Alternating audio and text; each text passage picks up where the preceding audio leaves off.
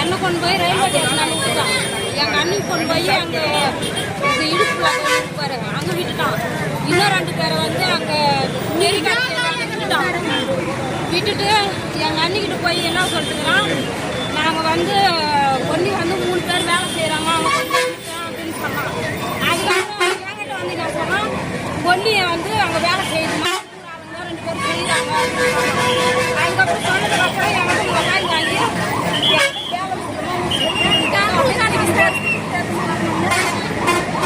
Balance இல்லை செல்லுக்கு நான் ஃபோன் பண்ண சொல்லிட்டு அதுக்கப்புறம் என்ன பண்ண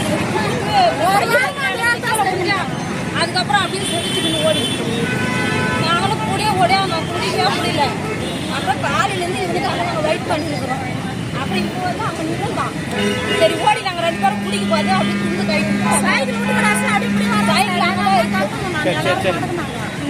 நேற்று முந்தா நாங்கள் 4 பேர் ஏமாத்திருக்கோம்.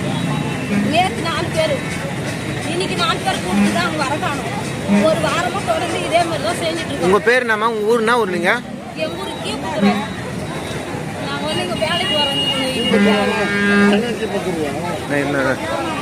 தேவனாமத்து இருக்குல்ல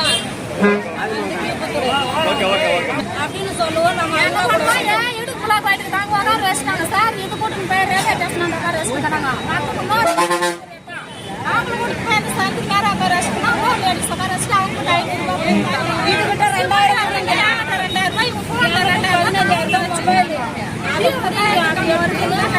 அந்த மொபைல் நான் சார் போன் பண்ணி அந்த 5000 ரூபாய் ஏமாத்தி எடுத்துக்கணும். எங்க போயிட்டு தூங்கிக்கணும்.